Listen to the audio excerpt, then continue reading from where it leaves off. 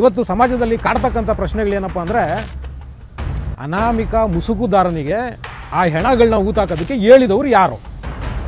ಈ ಪ್ರಶ್ನೆಗೆ ಇದುವರೆಗೂ SITನವರು ಉತ್ತರ ತಗೊಂಡಿಲ್ಲ. ಮೊದಲನೇ ದಿವಸ ಬುರುಡೆನ ಎತ್ಕೊಂಡು ಬಂದಿದ್ದವನು.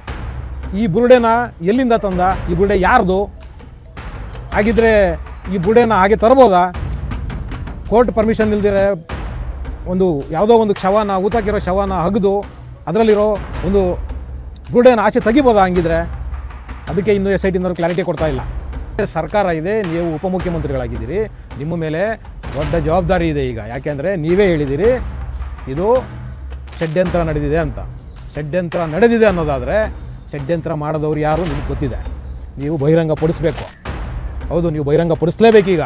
ಇಲ್ಲ ಅಂದರೆ ನೀವು ಹೆಂಗೆ ಹೇಳಿದ್ರಿ ಷಡ್ಯಂತ್ರ ಅಂತ ನಿಮಗೆ ಗೊತ್ತಿದೆ, ನಿಮ್ಮ ಸರ್ಕಾರಕ್ಕೆ ಗೊತ್ತಿದೆ, ಗೃಹ ಮಂತ್ರಿಗಳಿಗೂ ಗೊತ್ತಿದೆ ಇದು ಷಡ್ಯಂತ್ರ ಆಗಿದೆ ಅಂತ. ಶಿವಕುಮಾರ್ ಅವರೀಗ ಜನರಿಗೆ ಉತ್ತರ ಕೊಡಬೇಕು. ನಿಮ್ಮ ಸರ್ಕಾರ ಇದನ್ನು ಮುಚ್ಚಾಕೋದಕ್ಕೆ ಹೊರಟಿದೆಯಾ, ಅಥವಾ ಈ ಷಡ್ಯಂತ್ರದ ಹಿಂದೆ ನಿಮ್ಮ ಕಾಂಗ್ರೆಸ್ ಪಕ್ಷ ಮತ್ತು ನಿಮ್ಮ ಜೊತೆಯಲ್ಲಿದ್ದಾವಲ್ಲ ಕೂಟದಲ್ಲಿ, ನಿಮ್ಮ ಭ್ರಷ್ಟ ಕೂಟದಲ್ಲಿ, ಇದರಲ್ಲಿರೋ ಲೆಫ್ಟಿಸ್ಟ್ಗಳು ಯಾರ್ಯಾರಿದ್ದಾರೆ ಅಂತ ನಿಮಗೆ ಗೊತ್ತಿದೆ. ಹೇಳಿ. ರಾಹುಲ್ ಗಾಂಧಿ ಇದ್ದರೆ ರಾಹುಲ್ ಗಾಂಧಿ ಇದ್ದಾರೆ ಅಂತಲೇ ಹೇಳಿ, ಸೋನಿಯಾ ಗಾಂಧಿ ಇದ್ದರೆ ಸೋನಿಯಾ ಗಾಂಧಿ ಇದ್ದಾರೆ ಅಂತಲೇ ಹೇಳಿ, ಜನರಿಗೆ ಗೊತ್ತಾಗಲಿ. ನೀವು ಅದನ್ನು ಮುಚ್ಚಾಕಂಗಿಲ್ಲ. ಈಗ ನೀವು ಬಹಿರಂಗ ಪಡಿಸ್ಲೇಬೇಕೀಗ.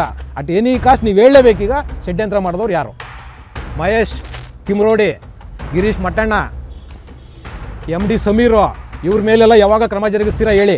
ಧರ್ಮಸ್ಥಳದ ಧರ್ಮಾಧಿಕಾರಿಗಳ ಮೇಲೆ ಕೊಲೆ ಆರೋಪಗಳನ್ನ ಹೊರಿಸಬೇಕು, ಅವರ ಮೇಲೆ ಕೆಟ್ಟ ಅಭಿಪ್ರಾಯನ ಮೂಡಿಸಬೇಕು.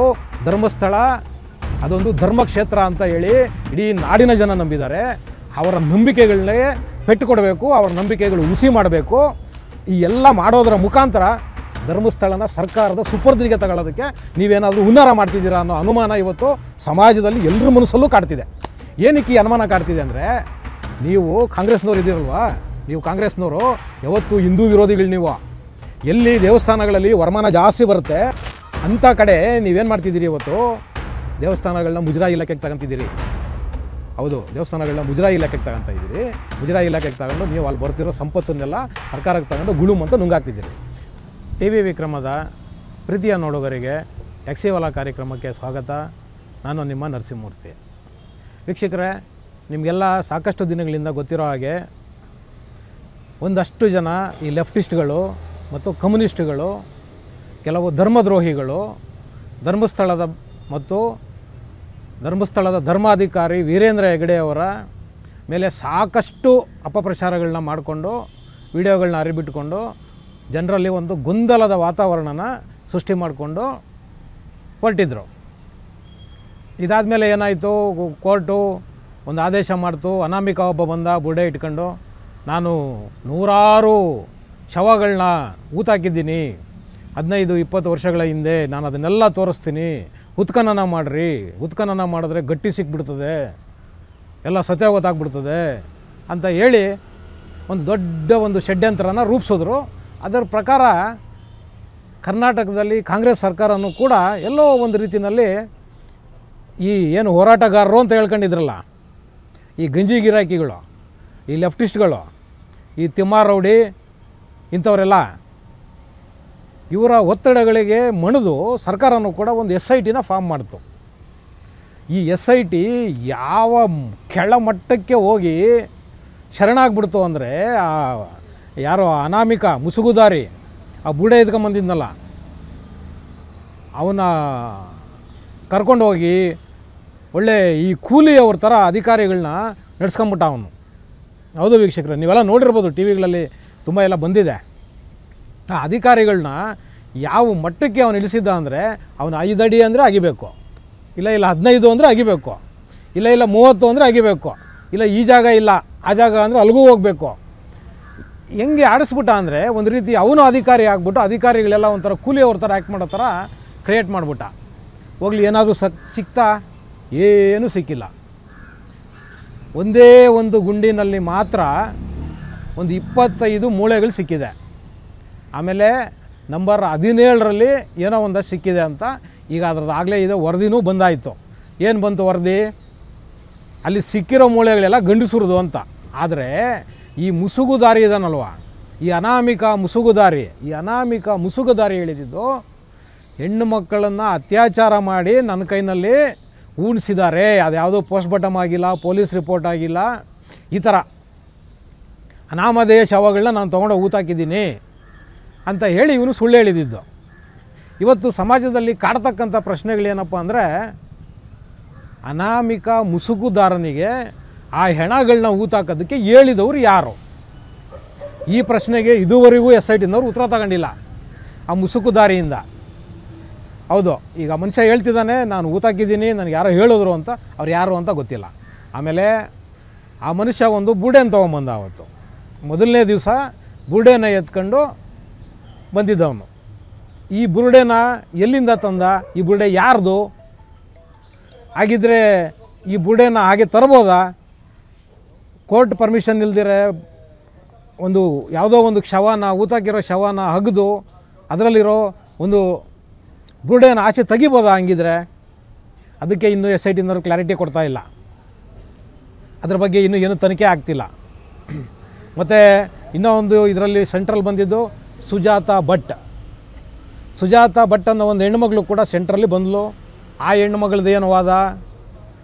ನನ್ನ ಅನನ್ಯ ಭಟ್ ಅನ್ನೋ ಒಂದು ಮಗಳು, 21 ವರ್ಷದ ಮಗಳು, ಧರ್ಮಸ್ಥಳಕ್ಕೆ ಬಂದಾಗ ಅತ್ಯಾಚಾರಕ್ಕೊಳಗಾಗಿ ಆಕೆನ ಕೊಂದಾಕಿಬಿಟ್ಟು ಏನು ಅತ್ಯಾಚಾರ ಮಾಡಿ ಕೊಂದಾಕಿ ಊತಾಕಿದ್ದಾರೆ, ನನಗೆ ನ್ಯಾಯ ಕೊಡಿಸಿ ಅಂತ ಹೇಳಿ ಸುಜಾತಾ ಭಟ್ ಅನ್ನೋರು ಕೂಡ SIT ಮುಂದೆ ಬಂದರು. ಸುಜಾತಾ ಭಟ್ ಈಗಲೂ ಕೂಡ ಆ ಟೀಮ್ನಲ್ಲಿ ಆ್ಯಕ್ಟಿವ್ ಆಗೇ ಇದ್ದಾರೆ. ಆದರೆ ಒಂದು ವಿಪರ್ಯಾಸ ಅಂದರೆ, ಸುಜಾತಾ ಭಟ್ಟು ಏನು ನಿನ್ನೆ ಒಂದು ಫೋಟೋನ ಬಿಡುಗಡೆ ಮಾಡಿದ್ದಾರೆ. ಅವರು ಮೊನ್ನೆ ಒಂದು ಫೋಟೋನ ಬಿಡುಗಡೆ ಮಾಡಿದ್ದಾರೆ, ನನ್ನ ಮಗಳ ಫೋಟೋ ನೋಡಿ ಅಂತ. ಈ ಫೋಟೋನ ತನಿಖೆ ಮಾಡಿ ಹೊರಟಾಗ ನಾನು ಈ ವಿಷಯದಲ್ಲಿ ಸುವರ್ಣ ನ್ಯೂಸ್ ಮತ್ತು ಅಜಿತ್ ಹನುಮಕ್ಕನ್ ಅವರಿಗೆ thanks to Suvarna news and Ajit Hanumakkan ಅವರು. ಏನಕ್ಕೆ ಅಂದರೆ, ಈ ಫೋಟೋದ ಸತ್ಯತೆಯನ್ನು ಹುಡುಕಿ ಹೊರಟಾಗ ಅವರಿಗೆ ಭಯಾನಕವಾದ ಒಂದು ಸತ್ಯನ ಬೆಳಕಿಗೆ ಬಂದಿದೆ. ಏನು ಈ ಸುಜಾತಾ ಭಟ್ ಅಂತ ಹೇಳಿದಾರಲ್ವ, ಈಗೇನು ಆರೋಪ ಮಾಡ್ತಿದ್ದಾಳೆ ನನ್ನ ಮಗಳನ್ನ ಹುಡುಕೊಡಿ, ನನ್ನ ಮಗಳದ್ದು ಅಸ್ಥಿಪಂಜರ ಹುಡುಕೊಡಿ ಅಂತ. ಆ ಸುಜಾತಾ ಭಟ್ ಒಂದು ಫೋಟೋನ ಬಿಡುಗಡೆ ಮಾಡಿದರು. ಆ ಫೋಟೋ ಸುಜಾತಾ ಭಟ್ ಮಗಳದಲ್ಲ. ಸುಜಾತಾ ಭಟ್ ಒಬ್ಬ ವ್ಯಕ್ತಿಯ ಜೊತೆಯಲ್ಲಿ ಬೆಂಗಳೂರಿನಲ್ಲಿ ಲೀವಿಂಗ್ ರಿಲೇಷನ್ಶಿಪ್ನಲ್ಲಿ ಇರ್ತಾರೆ. ಆ ಲೀವಿಂಗ್ ರಿಲೇಷನ್ಶಿಪ್ನಲ್ಲಿ ಯಾವ ವ್ಯಕ್ತಿ ಜೊತೆ ಸುಜಾತಾ ಭಟ್ ಇದ್ದರೂ ಆ ವ್ಯಕ್ತಿಯ ಮಗನ ಹೆಂಡತಿಯ ಫೋಟೋ ಅದು ಹಾಕಿ ಕೊಟ್ಟಿರೋದು, ಸುಜಾತಾ ಭಟ್ ಕೊಟ್ಟಿರೋದು. ಅದು ಸುಜಾತಾ ಭಟ್ ಮಗಳ ಫೋಟೋ ಅಲ್ಲ ಅಂತ ಹೇಳಿ ಸುವರ್ಣ ನ್ಯೂಸ್ನವರು ಸವಿಸ್ತಾರವಾಗಿ ಅದನ್ನು ತನಿಖೆ ಮಾಡಿ ಈಗ ಹೊರ ಹಾಕಿದ್ದಾರೆ. ಅಂದರೆ ನೋಡಿ, ನಾವಿಲ್ಲಿ ಅರ್ಥ ಮಾಡ್ಕೊಳ್ಬೇಕಾಗಿರೋ ವಿಚಾರ, ಈ ಗಿರೀಶ್ ಮಟ್ಟಣ್ಣನವರು, ತಿಮ್ರೋಡಿ ಮತ್ತು ಆ ಇನ್ನೊಬ್ಬ ಅನ್ಯಧರ್ಮೀಯ, ಈ ವಿಚಾರಕ್ಕೂ ಅವನಿಗೂ ಸಂಬಂಧನೇ ಇಲ್ಲ. MD ಸಮೀರ್ ಅನ್ನೋ ಒಬ್ಬ ವ್ಯಕ್ತಿ ಈ ಧರ್ಮಸ್ಥಳದ ಮೇಲೆ ಏನು ಇವತ್ತು ಈ ಮಟ್ಟದಲ್ಲಿ ಅಪಪ್ರಚಾರಗಳು ಮಾಡ್ತಿದೆ, ಇದಕ್ಕೆ ಪ್ರಮುಖ ಕಾರಣ ಈ ಸಮೀರ್ ಅನ್ನೋ ಹುಡುಗ. ಇವರೆಲ್ಲರೂ ಸೇರ್ಕೊಂಡು ಇವತ್ತು ಮಾಡ್ತಿರೋ ಹುನ್ನಾರ. ಮೊದಲನೇದಾಗಿ ಇವತ್ತು ಬಯಲಾಗಿದೆ. ಸುಜಾತಾ ಭಟ್ ಏನು ಮಗಳದು ಫೋಟೋ ರಿಲೀಸ್ ಮಾಡಿದ್ಲಲ್ವ, ಆ ಫೋಟೋಯಿಂದ ಇವತ್ತು ಗೊತ್ತಾಗಿದೆ ಇವರೆಲ್ಲ ಸೇರಿಕೊಂಡು ಧರ್ಮಸ್ಥಳಕ್ಕೆ ಒಂದು ಕಪ್ಪು ಚುಕ್ಕೆನ ಹಚ್ಚೋದಕ್ಕೋಸ್ಕರ ಧರ್ಮಾಧಿಕಾರಿಗಳನ್ನ ಹೆಸರಿಟ್ಕೊಂಡು ಧರ್ಮಸ್ಥಳನ ಅವಹೇಳನ ಮಾಡೋದಕ್ಕೆ, ಧರ್ಮಸ್ಥಳಕ್ಕಿರುವ ಪಾವಿತ್ರತೆಯನ್ನು ಕಮ್ಮಿ ಮಾಡಲಿಕ್ಕೋಸ್ಕರ ಇವರು ಈ ಒಂದು ಹುನ್ನಾರ ಮಾಡಿದ್ದಾರೆ. ಮತ್ತು ಇವರೇನೆಲ್ಲ ಹುನ್ನಾರ ಮಾಡಿದ್ದಾರೆ ಇದ್ರ ಬಗ್ಗೆ ಮಾನ್ಯ ಕರ್ನಾಟಕ ಸರ್ಕಾರದ ಉಪಮುಖ್ಯಮಂತ್ರಿಗಳೂ ಆಗಿರುವಂಥ DK ಶಿವಕುಮಾರ್ ಅವರು ಹೇಳಿದ್ದಾರೆ, ಇದು ಷಡ್ಯಂತ್ರ ಮಾಡಿದ್ದಾರೆ, ಹುನ್ನಾರ ನಡೆದಿದೆ ಅಂತ. DK ಶಿವಕುಮಾರ್ ಅವರೇ, ನೀವು ಸರ್ಕಾರದಲ್ಲಿದ್ದೀರಿ, ನಿಮ್ಮದೇ ಸರ್ಕಾರ ಇದೆ, ನೀವು ಉಪಮುಖ್ಯಮಂತ್ರಿಗಳಾಗಿದ್ದೀರಿ, ನಿಮ್ಮ ಮೇಲೆ ದೊಡ್ಡ ಜವಾಬ್ದಾರಿ ಇದೆ ಈಗ. ಯಾಕೆಂದರೆ ನೀವೇ ಹೇಳಿದ್ದೀರಿ ಇದು ಷಡ್ಯಂತ್ರ ನಡೆದಿದೆ ಅಂತ. ಷಡ್ಯಂತ್ರ ನಡೆದಿದೆ ಅನ್ನೋದಾದರೆ ಷಡ್ಯಂತ್ರ ಮಾಡಿದವರು ಯಾರು ನಿಮಗೆ ಗೊತ್ತಿದೆ, ನೀವು ಬಹಿರಂಗಪಡಿಸ್ಬೇಕು. ಹೌದು, ನೀವು ಬಹಿರಂಗಪಡಿಸ್ಲೇಬೇಕೀಗ, ಇಲ್ಲ ಅಂದರೆ ನೀವು ಹೆಂಗೆ ಹೇಳಿದ್ರಿ ಷಡ್ಯಂತ್ರ ಅಂತ. ನಿಮಗೆ ಗೊತ್ತಿದೆ, ನಿಮ್ಮ ಸರ್ಕಾರಕ್ಕೆ ಗೊತ್ತಿದೆ, ಗೃಹ ಮಂತ್ರಿಗಳಿಗೂ ಗೊತ್ತಿದೆ ಇದು ಷಡ್ಯಂತ್ರ ಆಗಿದೆ ಅಂತ. ಗೃಹ ಮಂತ್ರಿಗಳು ಸದನದಲ್ಲಿ ಇದರ ಬಗ್ಗೆ ಯಾವುದೇ ಕ್ರಮ ತಗೊಳ್ಳೋದ್ರ ಬಗ್ಗೆ ಆಗಲಿ ಅಥವಾ ಇದನ್ನು ಬೇರೆ ರೀತಿಯಲ್ಲಿ ತನಿಖೆ ಮಾಡಿಸ್ತೀವಿ ಅನ್ನೋದರಲ್ಲಿ ಯಾವುದ್ರ ಬಗ್ಗೆನೂ ಏನೂ ಮಾತಾಡಿಲ್ಲ ಅವರು. ಷಡ್ಯಂತ್ರದ ಬಗ್ಗೆ ಡಿ ಕೆ ಶಿವಕುಮಾರ್ ಅವರೇ ನೀವು ಮಾತಾಡ್ತಿದ್ದೀರಿ, ಆದರೆ ನಿಮ್ಮ ಗೃಹ ಸಚಿವರು ಮಾತಾಡ್ತಾ ಇಲ್ಲ. ಯಾಕೆ? ಮತ್ತು ಮುಖ್ಯಮಂತ್ರಿಗಳು ಹೇಳಿದ್ದಾರೆ ನಿನ್ನೆ ಸುಮ್ಮನೆ ಈ ಥರ ಎಲ್ಲ ಮಾತಾಡೋದನ್ನು ನಿಲ್ಲಿಸಬೇಕು ಪಕ್ಷದಲ್ಲಿ ಅಂತ. ಶಿವಕುಮಾರ್ ಅವರೇ ಇದು ನಿಮ್ಮನ್ನು ಟಾರ್ಗೆಟ್ ಮಾಡ್ಕೊಂಡೇ ಹೇಳಿರೋದು ಮುಖ್ಯಮಂತ್ರಿಗಳು. ಹೌದು, ನಿಮ್ಮನ್ನು ಟಾರ್ಗೆಟ್ ಮಾಡ್ಕೊಂಡೇ ಹೇಳಿರೋದು ಇದು. ಯಾಕೆಂದರೆ ನೀವು ಷಡ್ಯಂತ್ರ ಅಂತ ಹೇಳಿದ್ದೀರಿ. ನೀವು ಈ ಹೇಳಿಕೆ ಕೊಟ್ಟ ಮೇಲೆ ಮುಖ್ಯಮಂತ್ರಿಗಳು ಈ ಹೇಳಿಕೆನ ಹೇಳಿರೋದು. ಧರ್ಮಸ್ಥಳದ ವಿಷಯದಲ್ಲಿ ಸುಮ್ಮನೆ ಯಾರೋ ಏನೇನೋ ಮಾತಾಡಬಾರ್ದು ಅಂಥೇಳಿ ನಿಮ್ಮ ಪಕ್ಷದ ಆಂತರಿಕವಾಗಿ ಒಂದು ಮೆಸೇಜನ್ನು ಮುಖ್ಯಮಂತ್ರಿಗಳು ಬಿಟ್ಟಿದ್ದಾರೆ. ಅಂದರೆ ಶಿವಕುಮಾರ್ ಅವರೀಗ ಜನರಿಗೆ ಉತ್ತರ ಕೊಡಬೇಕು.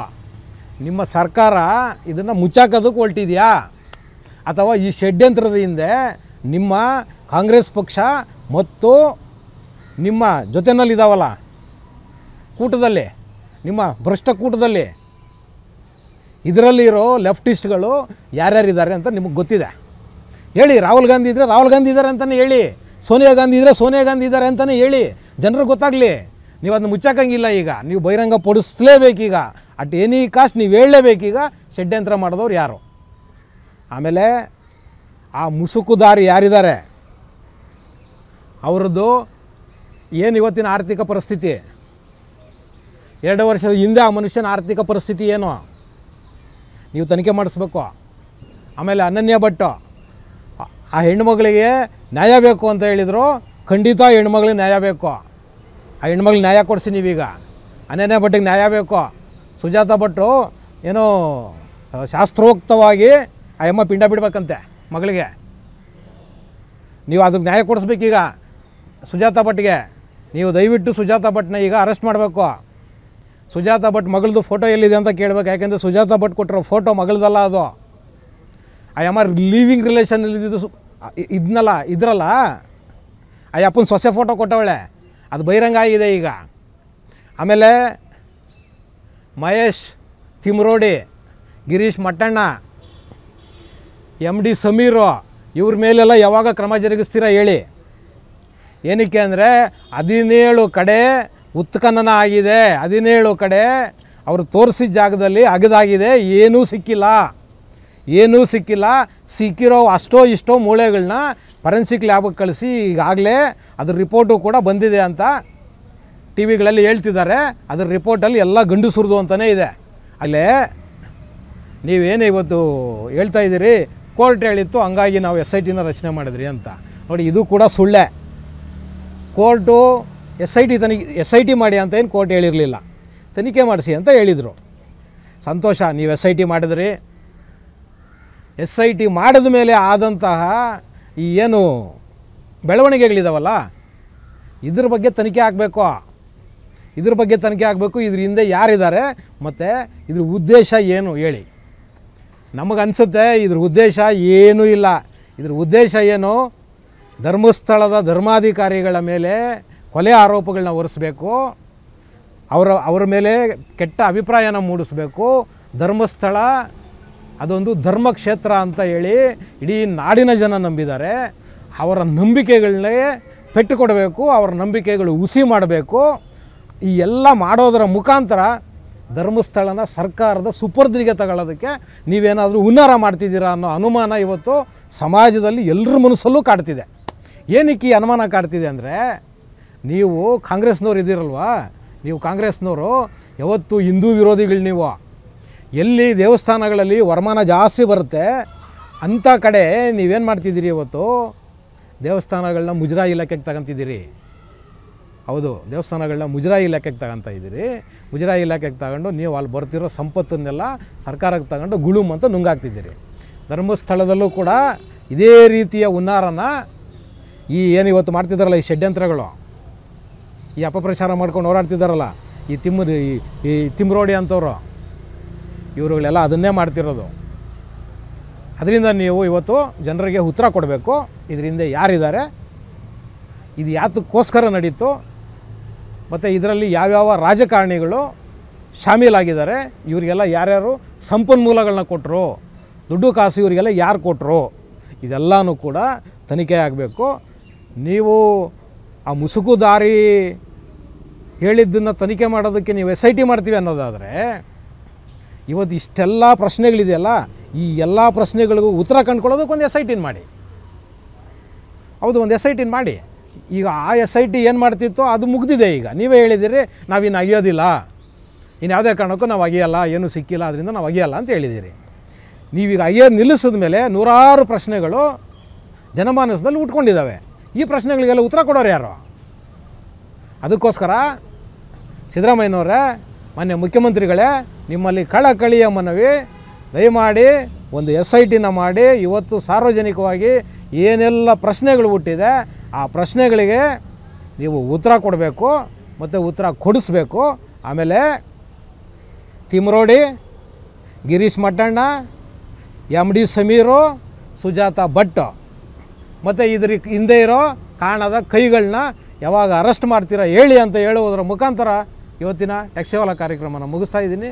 ಶೇರ್ ಮಾಡಿ, ಸಬ್ಸ್ಕ್ರೈಬ್ ಮಾಡಿ, ಲೈಕ್ ಮಾಡಿ, ಹೆಚ್ಚೆಚ್ಚು ಕಾಮೆಂಟ್ ಮಾಡೋದರ ಮುಖಾಂತರ ನಮ್ಮನ್ನು ಪ್ರೋತ್ಸಾಹಿಸ್ತೀರಿ.